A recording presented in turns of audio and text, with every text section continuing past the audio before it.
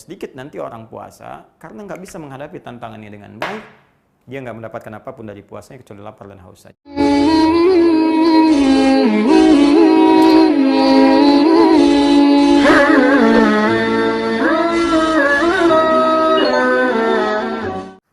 Nabi menyampaikan, fala yarfuth, asyamu junnatun. Baik, puasa yang ditunaikan dengan benar itu bisa menghasilkan perisai. Tapi tidak mudah mengerjakan ini, ada tantangannya. Apa di antara tantangannya? Saya tuliskan 1. Fala yarfuth. 2. Wala yajhal. 3. Wa inimru'un qatalahu. 4. Au syatamahu. Falyakul inni sa'imun, inni sa'imun. Di redaksi lain, falyakul marrataini, inni sa'imun. Tahan sampai sini dulu, karena kesananya terkait dengan keutamaan. Ini yang terkait dengan tantangan. 1, kata Nabi, jangan berkata kotor, jorok, kata-kata kotor. Yang kedua, wala yajhal, jangan berlaku bodoh yang tidak pantas, bertindak yang tidak pantas. Kita contohkan.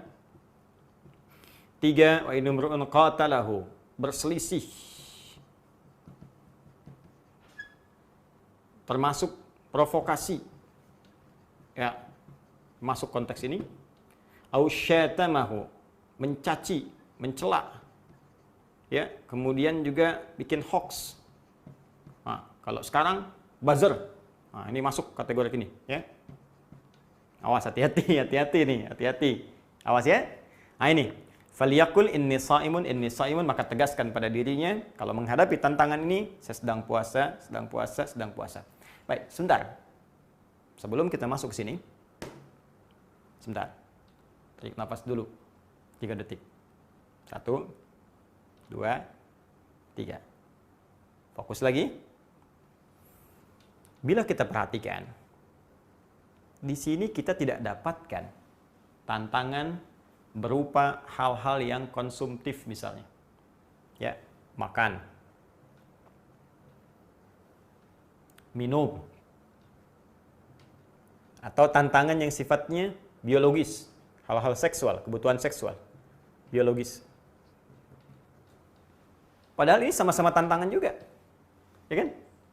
Betapa banyak orang waktu sedang berpuasa, lihat makanan, tiba-tiba sudah pengen buka, ya kan? Jalan, olahraga, pagi-pagi habis subuh, gitu kan? Tercium bau makanan dari satu restoran, Masya Allah, udah lihat jam, berapa menit lagi maghrib ya? Padahal baru subuh. Kan? Minuman juga demikian, ya kan? Hasad seksual juga demikian. Karena itu jadi tantangan, dilarang saat puasa. Namun kenapa yang ini tidak banyak diungkap, dibahas, sedangkan ini yang ditekankan?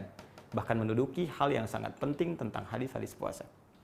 Teman-teman sekalian, secara sederhana, karena memang bagian yang pertama ini, minum, makan, hubungan biologis, ini yang disebut dengan muftirat namanya. Ya, hal yang membatalkan puasa. Terkait hal yang membatalkan puasa, berlaku untuk semua orang. Karena semua orang pun menjaga dari ini, sudah kenal semua. Karena semua menjaga dari itu, maka muncullah kemudian motivasi yang kuat untuk meninggalkan ini semua. Jadi nggak dilarang pun sudah ngerti. Nggak disampaikan pun sudah paham, makan itu pasti batal. Ya, minum itu pasti batal. Ini nggak usah pura-pura, saya mau wudhu, kumur-kumur, padahal pakai sirup misalnya. Ya, ini tetap aja batal. Ya, cuman 2 dalam keadaan makan, minum nggak batal. 1, ketika lupa, bukan pura-pura lupa. Beda pura-pura lupa dengan lupa. Makan, lupa misalnya. Sedang makan, selesai. Begitu kenyang, ketemu teman, ditanya sama teman, gimana puasanya hari ini? Oh, puasa, astagfirullah, saya lupa. Nah, bukan makan dulu, nanti kalau ditanya lupa, bukan. Nah, yang kedua, makan dalam keadaan atau minum dalam keadaan sedang tidur, mimpi. Mimpi, mimpi makan, mimpi, mimpi minum. Ya, ajaibnya begitu bangun kenyang misalnya. Ya, nah, itu tidak membatalkan kalau memang tidak diniatkan untuk itu. Nah, ini yang membatalkan. Kenapa tidak banyak dibahas? Karena sudah banyak dipahami. Semua orang yang puasa menjaga ini. Tapi yang ini namanya mufsidat, perusak puasa. Ya, perusak. Perusak itu kan nggak semuanya mengalami ini secara keseluruhan. Kalau ini dihadapi oleh seluruhan, Karena setiap hari itu yang dijaga. Ketahuan hadir nggak hadir langsung tahu. Tapi ini bisa datang tiba-tiba. Ya, bisa nggak disadari teman-teman sekalian. Dan nggak banyak orang tahu bahwa ini merusak. Apa bedanya membatalkan dengan merusak?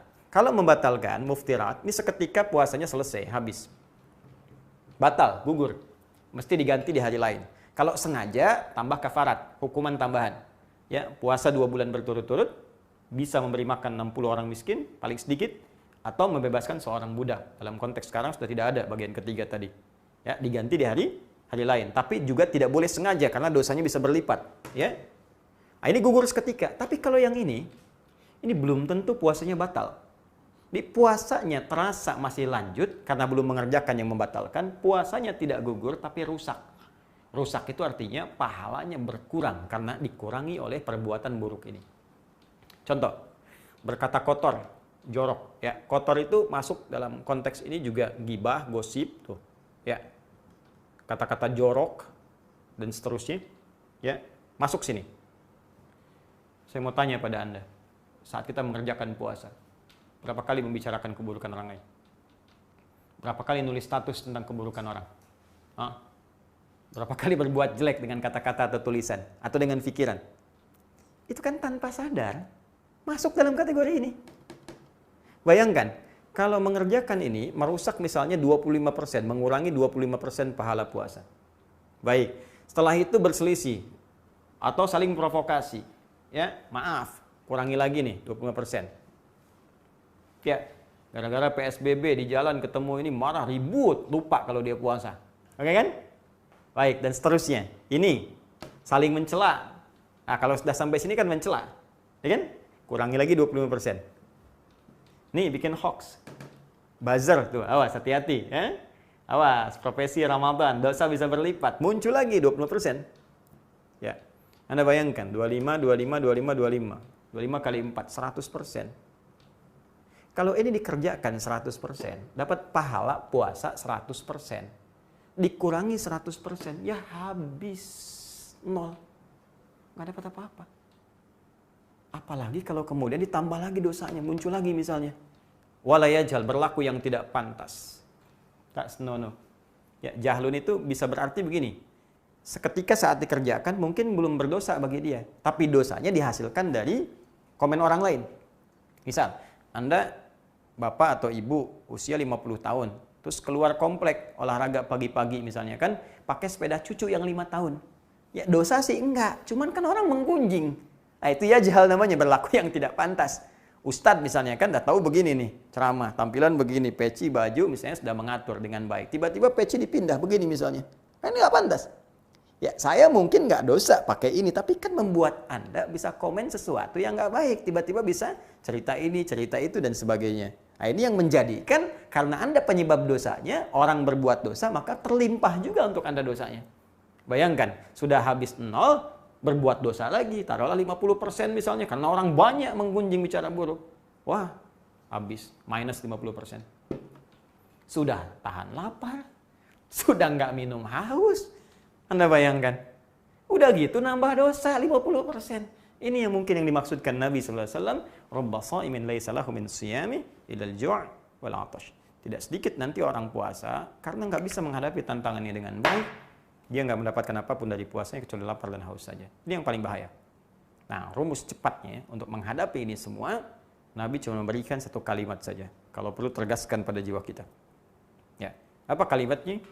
Kata Nabi, kalau Anda dihadapkan pada yang seperti ini, sedang duduk tiba-tiba diajak ngomongin orang, ya, melihat layar kaca, bahkan lihat kultum ini pun ribut juga. Siapa sih yang dislike, siapa? Biarin aja, mungkin itu, ya itu pekerjaannya. Ya mungkin itu yang diinginkan, nggak apa-apa, kenapa harus diributkan? Ya kan nggak ada masalah gitu, kan tidak harus semua bisa menyenangkan orang lain. Semua orang bisa punya pendapat masing-masing. Alhamdulillah, Anda senang merah silahkan. Mungkin yang lain senang biru, nggak ada masalah. Kita saling menghormati, tidak ada persoalan.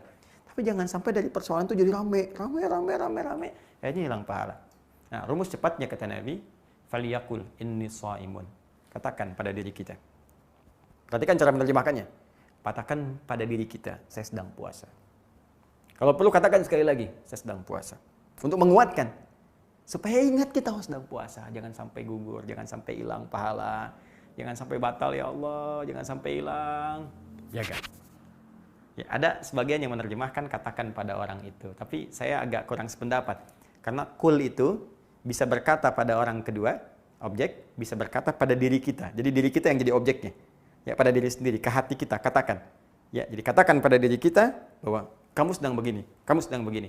Ya, karena konteks kalau diterjemahkan katakan pada orang, misal begini, Anda sedang ketemu orang dan orang berkata, "Kamu begini, begini, begini, begini." Lalu Anda katakan, "Maaf ya, saya sedang puasa."